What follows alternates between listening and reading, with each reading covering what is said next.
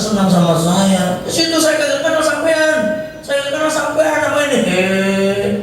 Inilah aku amalmu dulu. Ya Allah, baunya basi, busuk. Dia akan menemani nakut-nakutin. Dia bilang begini, sebentar lagi mungkar nakir mau datang. Ketakutan, makin ketakutan dia. Mungkar nakir datang, makin takut. Beda dengan amal baik kita nih Pak. Kita mati nih sebelum mungkar dan nakir datang, maka amal kita udah datang dalam wujud yang paling, kalau laki-laki dalam wujud yang paling cantik. Cantik, harum, semerbak. Pokoknya lebihin Mbak siapa? Artis yang paling cantik siapa deh? Mbak Haji siapa ya? Si Princess itu siapa? Syahrini. Mbak Syahrini mungkin cantik ya, kayak gitu lah. Nanti dia akan kayak Syahrini, lebih loh bang. Sampai siapa kok kayak Syahrini, kata si Maya. Kok cantik kali kok. Tenang baik, tenang. Aku ini loh sholatmu, aku ini puasamu, aku ini ibadahmu, sedekahmu ini nih. Ya Allah, senang. Terus dia ngasih tahu bocoran, tenang, terlaki mungkin nakir akan datang, tenang. Nanti saya bantuin jawab. Begitu. Apa nggak enak tuh Bu? Amal ini yang akan bantu kita. Yang bener datang mungkar dan nakir, ya kan, datang bener kan? Oh iya ya, udah kagak kaget. Dan memang udah sering ngaji kan, udah tahu, wah mungkar nakir akan datang. Tetapi udah dapet nih Pak, udah dapet kisi-kisinya, jadi kisi contekannya. Tenang baik Pak, ya Allah, ya kan? Amal kita ini yang akan menemani terus, bahkan makanan ahli kubur itu adalah amal kita. Makanya NU Nahdlatul Ulama An-Nahdliyah ini yang kita ikutin ini Pak. Ya Allah, setiap hari ini, ya kan? Bukan setiap hari, ya setiap hari sejak kematiannya sampai 7 hari dikirimin kita amal, dikirimin. Makin kaya makin gede kirimannya, ya toh. Ya Allah, karena apa? Semua sedekahnya, semua bacaan Al-Quran itu dikirimkan kepada kita ahli kubur tuh, para ahli kubur tuh. Masya Allah, bahagia. Itu katanya si bid'ah. Ora usah dirungokno ngomong. Wis ora usah dirungokno. Wis biar ngecepres biarin. Tetap kita lakukan sampai 7 hari sebagai rasa cinta kita kepada mak bapak kita yang udah wafat nih. Kita ditinggalin harta, ya toh, tinggalin harta banyak. Nih kalau sebagai anak yang benar, ya toh, anak yang benar nih, rembukan Pak, Mas. Ini gimana caranya Mas? Kalau bisa nih harta bapak ini udah gak usah kita ambil deh, kita sedekahkan anak yang mantap nih.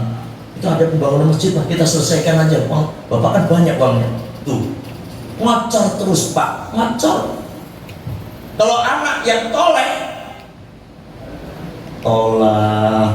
gitu, ya toh, toleh-tolehah, lawan dari soleh-solehah, toleh, ya kan? Itu mayat belum dikubur, udah rebutan itu rumah milik saya Mas. Milik saya anak yang paling gede. Rumah belakang dapur tuh rumah. Aduh, astagfirullah, berantem. Ini anak yang tolak-tolak tadi.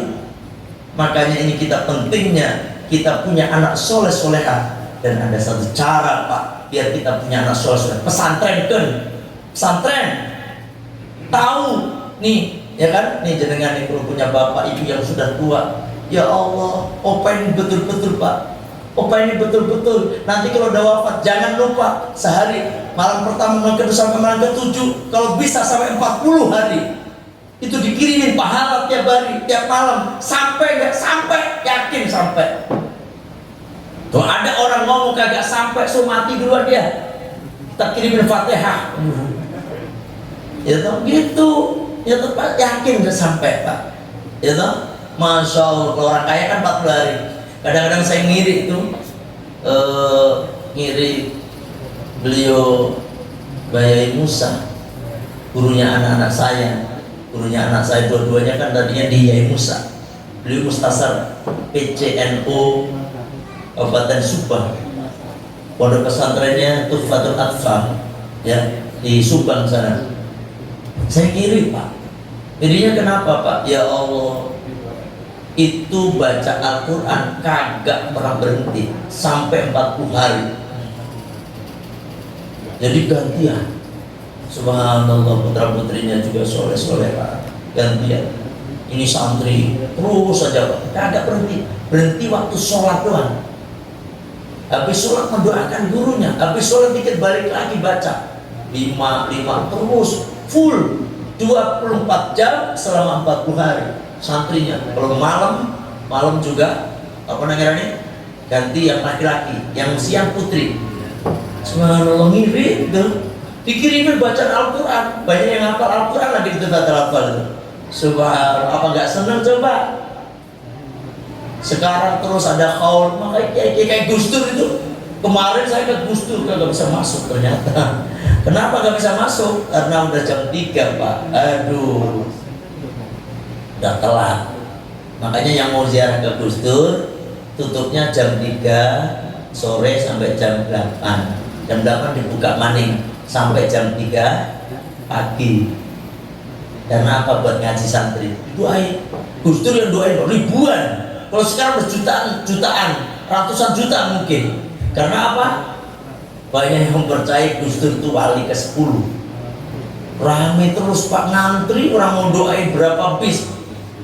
Gimana? Mas Suryati ada nggak? Ya toh? Yang kita datang berapa bis dari Madura? Berapa bis dari Madura? 6 antri udah. Itu pun tahlilan di luar, karena di dalam kagak bisa, di samping tembok. Coba masa mau doain rebutan, ya toh?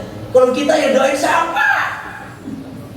Aduh, makanya ini kenapa Gus Dur sampai segitunya banyak orang yang mendoakan, karena yang dipikirkan selama hidupnya Gus Dur adalah orang Pak.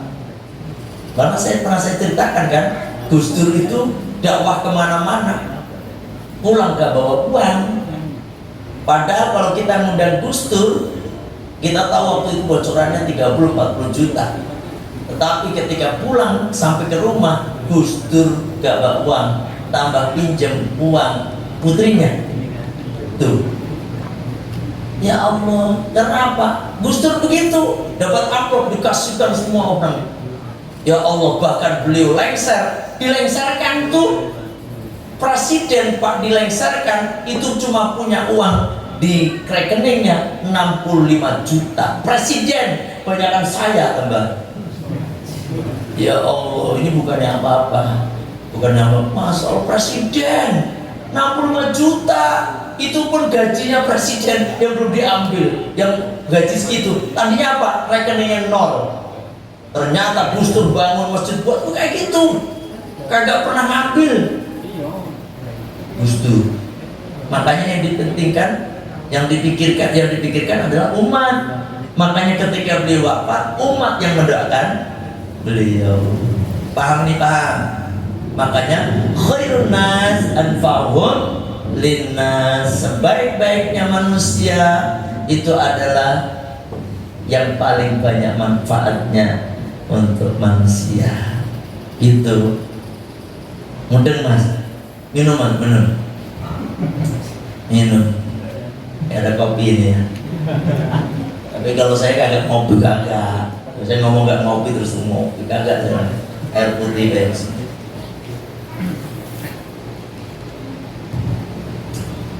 Alhamdulillah. Ini hadis keberapa nih? Hadis yang ke-10. Kita lanjutkan. Kita ngaji tadi mulai jam berapa sih? Jam 9. Hadis yang ke-10. Hadis yang ke-10. Hadis yang ke-11. Al-Hadi Asyar. Yaitu hadis yang ke-11 An Ibni Mas'udin radhiyallahu anhu.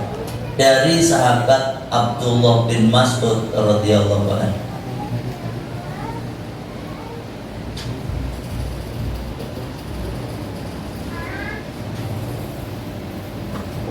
Abdullah bin Mas'ud ini sahabat Kanjeng Nabi yang kecil badannya, kurus badannya, suaranya bagus. Itu Abdullah bin Mas'ud. Abdullah bin Mas'ud salah satu sahabat yang awal-awal masuk Islam. Beliau ketika Kanjeng Nabi masih di Mekah, Abdullah bin Mas'ud ini sudah masuk Islam, ya. Yang sangat terkenal pesan Kanjeng Nabi SAW kepada Abdullah bin Mas'ud, ya Ibnu Mas'udin, wahai Ibnu Mas'ud, dulu suka saatan fi majlisil ilmi, dudukmu sesaat, ya. Sesaat itu bermakna 1 jam, ya, 1 jam. Ada yang mengartikan sesaat, sesaat, ya, setengah jam, seperempat, pokoknya duduk dulu suka saatan fi majlisil ilmi, lam tamassu kolaman, engkau tidak membawa pulpen, wala taktubu harfan, engkau juga tidak menulis 1 huruf pun. Khairul laka, itu lebih baik bagimu, kata Kanjeng Nabi, khairul laka min itqi alfi raqabatin, daripada memerdekakan 1000 budak. Duduk, ini hadis yang tenar, ya kan, sebagai pembuka dari kitab Tanbihul Qaul kalau nggak salah, atau Lubabul Hadis, ya. Ini duduk nih Pak, Mas, ini duduknya udah 1 jam lebih. Dari jam berapa tadi? Jam 8. Jadi pahalanya udah ribuan budak udah diberikan ini Pak, ya toh, 1000 budak. Makanya ini yang mendasari saya senang ngaji, ya, senang ngaji. Abdullah bin Mas'ud pernah membacakan Al-Quran di depan orang-orang kafir Quraisy saat itu. Karena apa? Karena kafir Quraisy saat itu melarang membaca Al-Quran di depan umum oleh Kanjeng Nabi, ya. Karena apa? Bisa membuat orang masuk Islam, gitu. Bisa membuat orang masuk Islam. Karena apa? Itu dianggapnya syair, Pak, Mas. Dianggapnya syair. Al-Quran itu dianggapnya syair yang indah, sehingga orang terkesima dengan syair itu, sehingga bisa masuk Islam. Makanya Abu Jahal, Abu Lahab, Abu Sufyan, dan abu-abu yang lainnya melarang jangan sampai Muhammad membaca Al-Quran di tengah-tengah khalayak orang banyak, ya kan, bahaya. Akhirnya sepakat tuh Pak, orang-orang itu, siapa yang kira-kira yang berani membacakan Al-Quran di depan khalayak ramai? Abdullah bin Mas'ud, Pak. Saya Rasulullah, jangan segitu kecil, nanti bahaya. Biar Kanjeng Nabi tekad bulat, Abdullah bin Mas'ud membacakan di depan Ka'bah. Baca di Al-Quran, semua orang pada terus lihat, gak berani. Yang lain juga kan, Abu Jahal datang, tetap aja baca Al-Quran. Masih baca Al-Quran. Udah tahu itu Abu Jahal yang itu Abdul Ibnu Mas'ud tetap aja. Akhirnya Ibnu Mas'ud dipukul sampai pingsan, keluar darah di telinganya, pingsan, digotong oleh Abu Bakar dan yang lainnya, digotong, pingsan, ya toh. Ketika pingsan itu udah siuman, ya di mana nih? Baru ingat, ya Rasulullah, di mana Rasulullah? Ada, ya toh. Setelah itu ditanya, ya toh, udah dibilangin. Tetap aja, ya Rasul, kalau sekiranya engkau mengizinkan aku lagi membaca Al-Quran di depan mereka, pasti aku akan lakukan lagi. Mantap. Ini Abdullah bin Mas'ud, Pak. Tapi kata Kanjeng Nabi, ini saya terjemahkan bebas. Tenang Be'ud bin Mas'ud maksudnya. Tenang Be'ud, nanti orang yang memukulmu itu si Jahal, Abu Jahal, ya, namanya aslinya siapa? Siapa nama aslinya Abu Jahal? Ih, pura-pura nggak tahu. Melihatnya sih nggak tahu beneran kelihatannya. Ammar bin Hisham, namanya bagus loh ya, Ammar bin Hisham. Ammar bin Hisham. Tapi kalau sampai bodohnya orang, saking ininya bergelar Abu Jahal, ya kan? Tuh, itu Abu Jahal nanti akan mati di tangan. Itu terbukti ketika di perang Badar, Abu Jahal mati di tangan Abdullah bin Mas'ud. Gitu. Ya Allah, ini sedikit kisah. Jadi sedikit-sedikit kita kisahnya sebelum baca hadisnya ya. Qala Ibnu Mas'ud berkata, qala telah bersabda Nabi kanjeng Nabi sallallahu alaihi wasallam, al jannatu adapun surga aqrabu itu lebih dekat ila ahadikum pada salah satu di antara kalian min syiraqin na'dihi dari tali sendalnya, wanaru dan ada pun neraka mithlu dzalika semisalnya. Rawahu al-Bukhari, rawahu termeriwayatkan Bukhari, ini hadis al-Bukhari, Imam Bukhari. Nih, kata kanjeng Nabi diriwayatkan oleh dari Abdullah bin Mas'ud, ini Ibnu Abdullah bin Mas'ud, bahwasanya surga itu lebih dekat daripada kita nih, ya, daripada apa namanya tali sendal. Tali sendal kan ini Pak. Bahkan kita itu nggak bisa lepas dari sendal ceritanya. Kemana-mana pakai sendal. Ada juga itu di YouTube itu yang nggak pakai sendal 10 tahun. Siapa itu? Ada itu. Joko Kendil. Nih bukan Joko Kendil. Joko Kendil mau jalan dia, terkenalnya jalan, ternyata ngojek. Wallahu a'lam ya. Joko Kendil ada tuh, kagak pakai sendal jalan Pak. 10 tahun udah. Kalau nggak percaya, saya juga tahunya dari YouTube itu. Gitu? YouTube itu ada 10 tahun sudah nggak pakai sendal jalan. Makanya dia kurang sehat. Karena sekarang banyak penyakit gara-gara sekarang pakai sendal. Kalau bagus mah pakai sendal yang gade apa nih? Sendal yang kayu itu apa? Gapiak. Bagia. Terdek itu kayu. Kalau kayu itu hubungannya masih dengan tanah Pak. Jadi masih sehat. Makanya guru-guru saya itu kiai saya itu pakai sandal produk.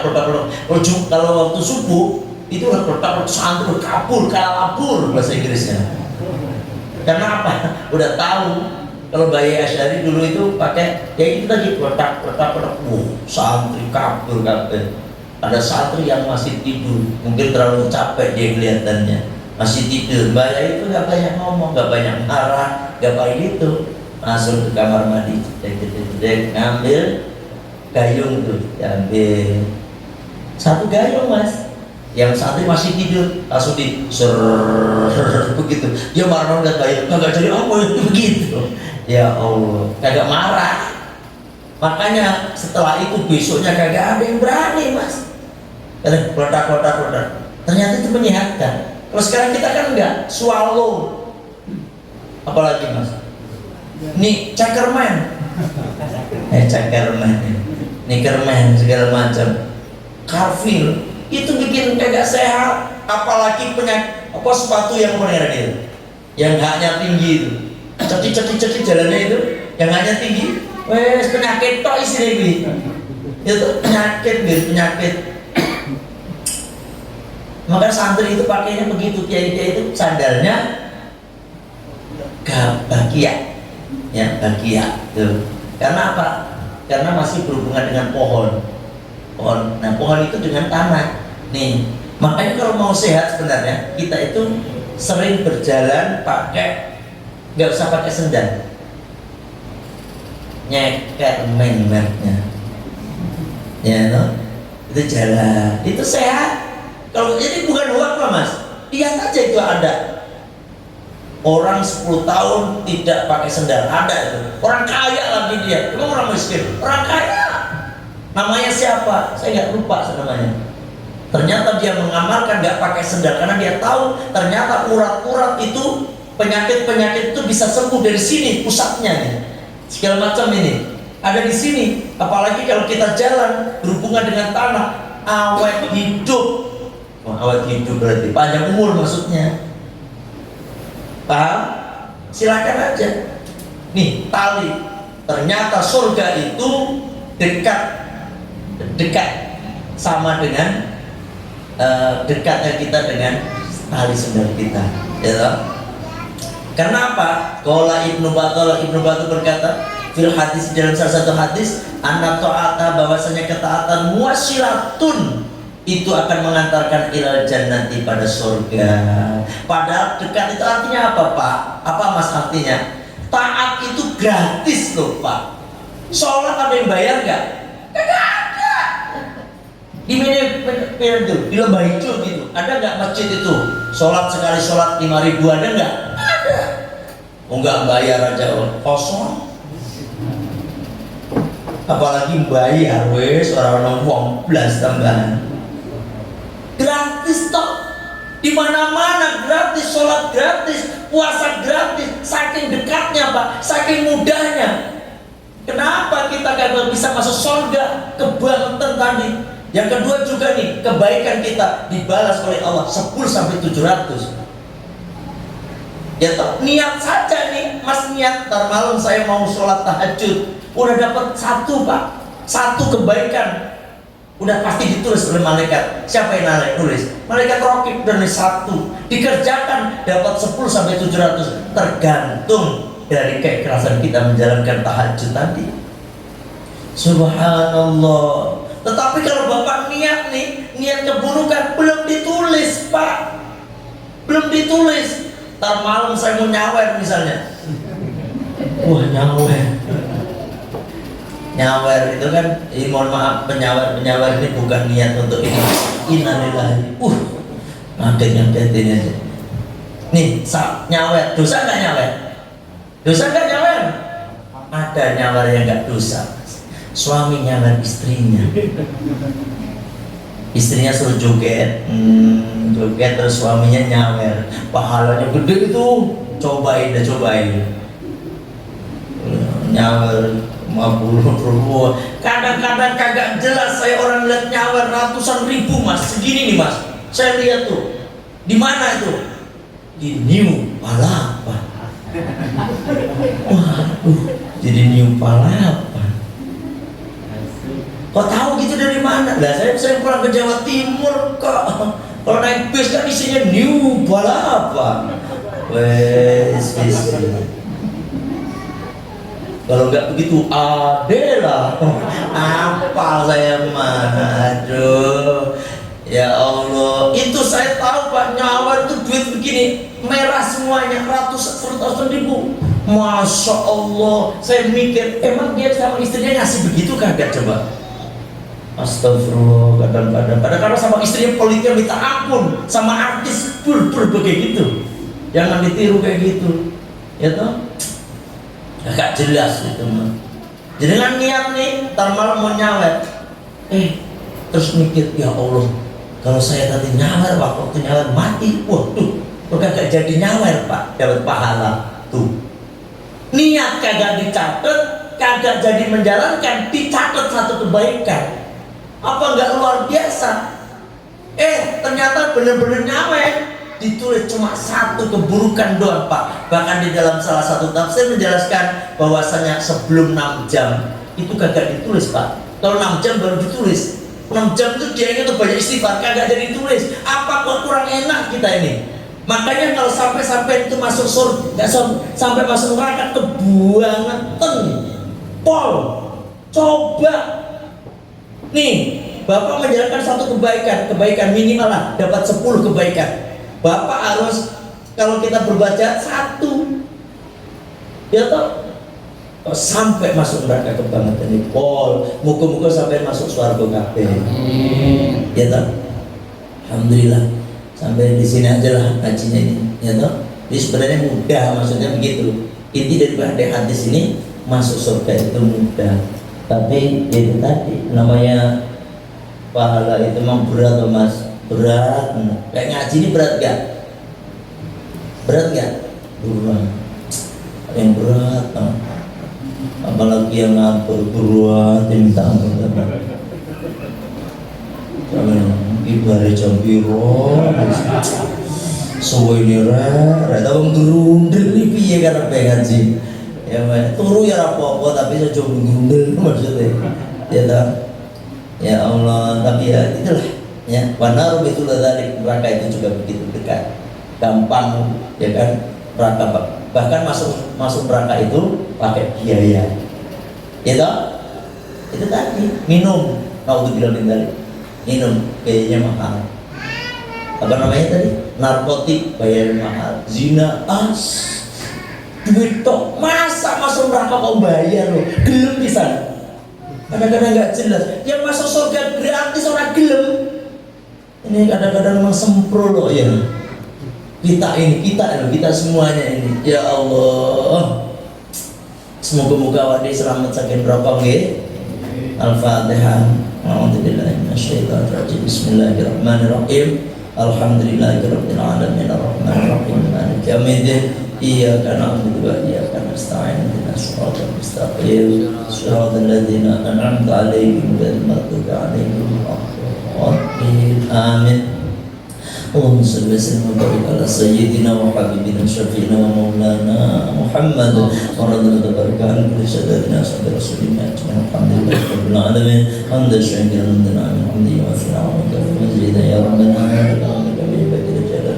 وعلينا سلطانك اللهم صل على سيدنا محمد وعلى ال سيدنا محمد اللهم ربنا يا الله انزل علينا مائدة من السماء كنا للاولين واخرة منك وارزقنا وانت خير الرازقين اللهم ربنا يا الله انا نسالك علما نافعا نسالك رزقا طيبا نسالك عملا متقبلا اللهم احينا بحياة العلماء وامتنا يا الله بموت الشهداء وانشرنا يوم القيامة بزمرة الاولياء ودخل الجنة مع الانبياء ربي زدنا علما وارزقنا فهما فقهنا اللهم فقهنا على دينك وشريعتك ربنا آتنا في الدنيا حسنة وفي الآخرة حسنة وقنا عذاب النار وصلى الله على سيدنا محمد النبي الأمي وعلى آله وصحبه وسلم سبحان ربك رب العزة عما يصفون وسلام على المرسلين والحمد لله رب العالمين. الفاتحة. الحمد لله رب العالمين الرحمن الرحيم مالك يوم الدين إياك نعبد وإياك نستعين اهدنا الصراط المستقيم صراط الذين أنعمت عليهم غير المغضوب عليهم ولا الضالين. Amin.